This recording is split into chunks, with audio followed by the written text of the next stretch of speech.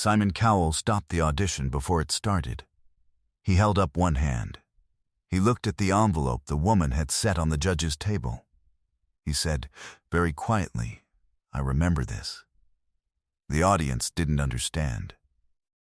The old woman nodded slowly, like she had been waiting 40 years for someone to say exactly those words.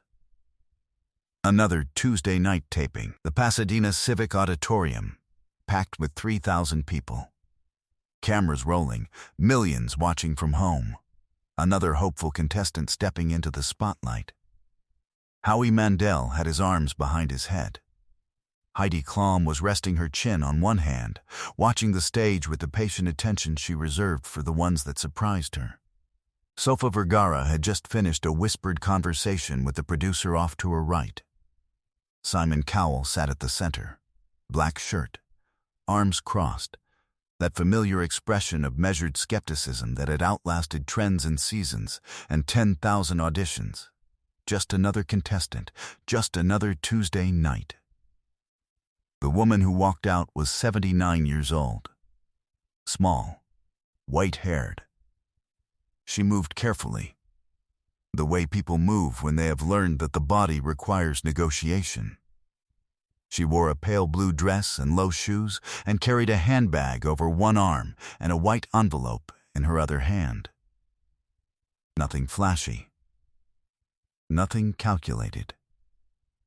She looked like someone's grandmother, which is what she was. She looked like someone who had traveled a long way to say something that had been waiting a long time to be said. Terry Crews walked out to meet her with his enormous, warm smile. "Hello, young lady." She laughed, a short, bright sound, genuine and unguarded. "I haven't been called that in a good while." "You look wonderful," Terry said. "Tell me your name." "Dorothy," she said. "Dorothy Hale." "Dorothy Hale. And how old are you, Dorothy?" 79. The audience erupted.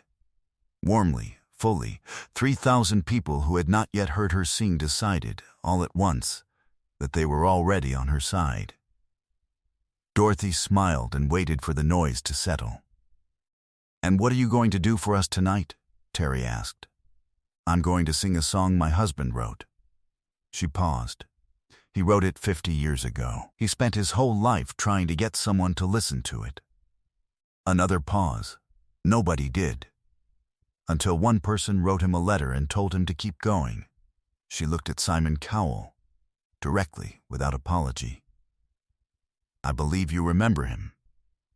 She walked to the judge's table. She set the white envelope down in front of Simon Cowell. She stepped back. She folded her hands over her handbag and waited. Simon looked at the envelope, at the handwriting on the front. He looked at it for a long moment. He picked it up carefully, like something that required care. He opened it, unfolded the letter inside, read it. Simon Cowell stopped the audition before it started. He held up one hand. He read the letter again. He set it down. He looked at Dorothy Hale, 79 years old, pale blue dress, white-haired. Standing at the center of the stage like she'd been standing at the center of something her whole life. He said, very quietly, "I remember this." Dorothy nodded. "I thought you might," she said. Frank never forgot it. Howie Mandel had both hands pressed to his face. Heidi Klum's eyes were full. Sofia Vergara sat very still, watching Simon the way you watch someone arrive somewhere they didn't expect to be. Simon stood up. Slowly, he stepped around the judges' table. In 15 seasons, he had never once crossed onto the stage floor before a contestant performed. He did it now. He walked to where Dorothy Hale was standing. He looked at her for a long moment. "How long ago?" he said. 41 years, she said.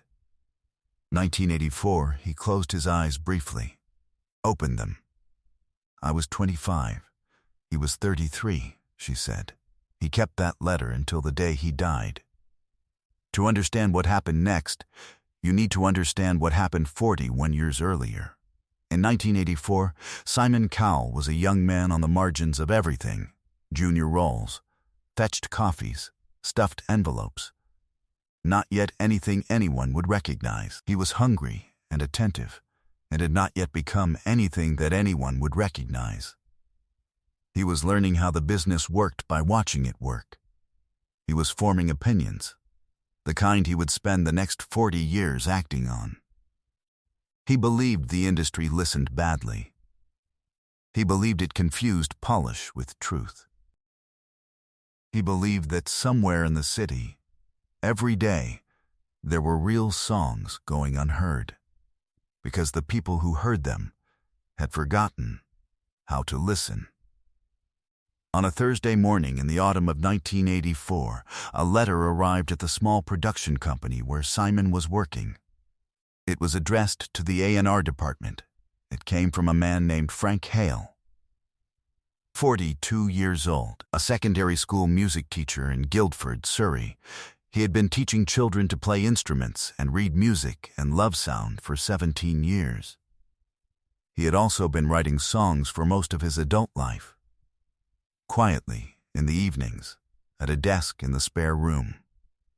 The house he shared with Dorothy and their 2 daughters. Frank was not naive about the industry. He knew what the numbers said. He knew that the chances of a 42-year-old music teacher from Guildford breaking into the business were functionally zero. He wrote the letter anyway. He had a song he believed in. He had learned, after 42 years, that the alternative to trying was just not trying. He could not make peace with that. The song was called "The Long Way Round." It was about the value of the slow path, the dignity of arriving late, the particular kind of wisdom that only comes from years of wrong turns and restarts and mornings when you get back up anyway. It was not a young man's song. It was written by someone who had earned every line. He described the song in the letter. He included a cassette tape. He asked, plainly and without embellishment, for someone to listen to it. The letter should have gone into a pile. The pile should have been reviewed by someone junior and set aside. That is what happened to 99 out of every 100 letters like it. Simon Cowell was the someone junior assigned to the pile that week. He listened to the cassette on a Thursday afternoon, alone in a small office with the door closed. He listened to "The Long Way Round" twice. He sat afterward for a while.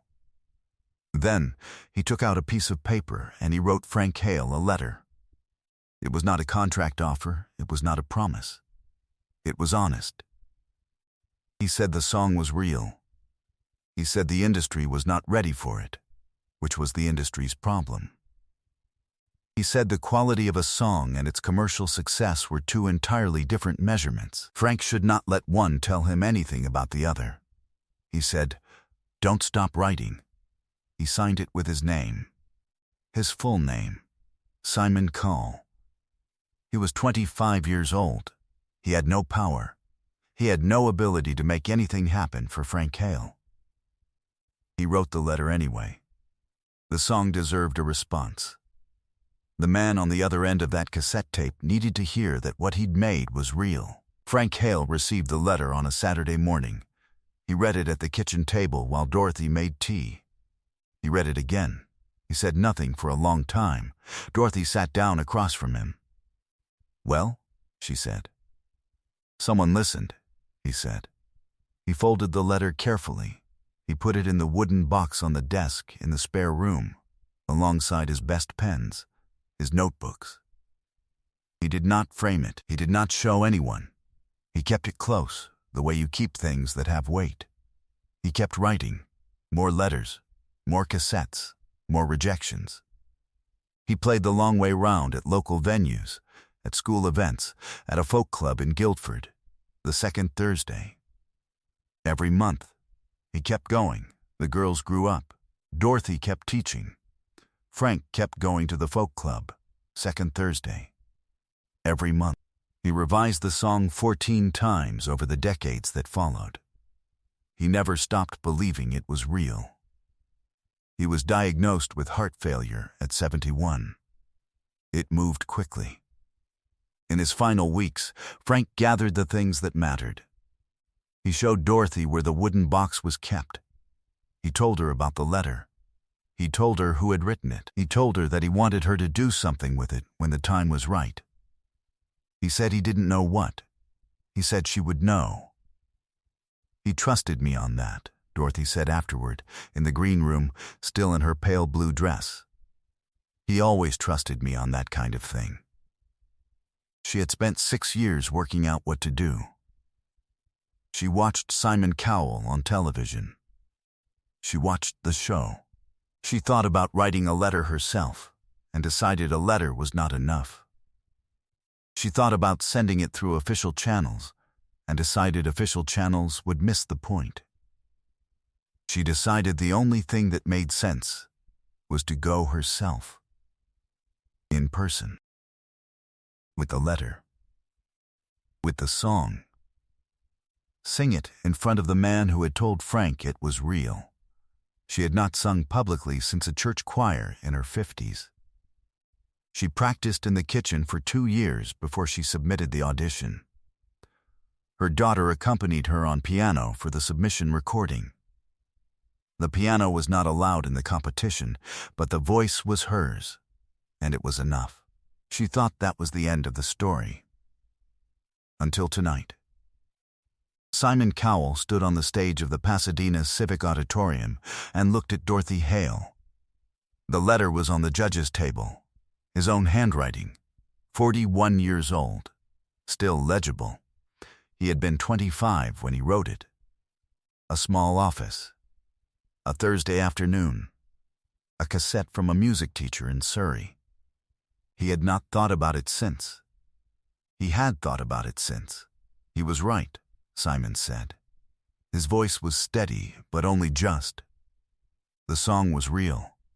I know, Dorothy said. He knew too, because of you.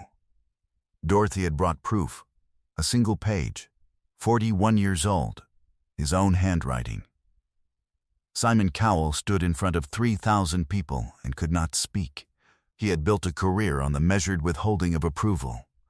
He knew better than anyone that a held-back verdict was a form of power. He had none of that now.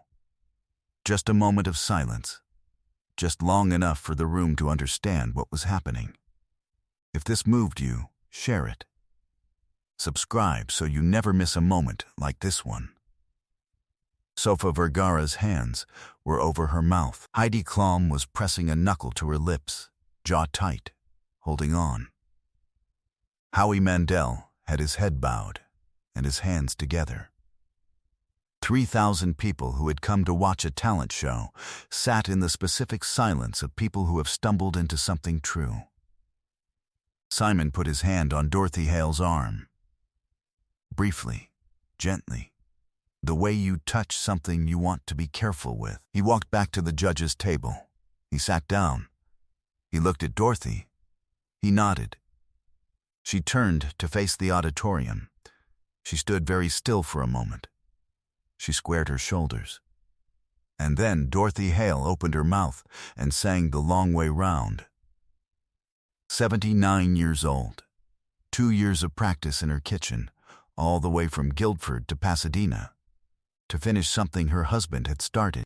Her voice was not a young voice, something else entirely, the kind that has been lived in for a long time, that has absorbed things, that carries its history in its tone.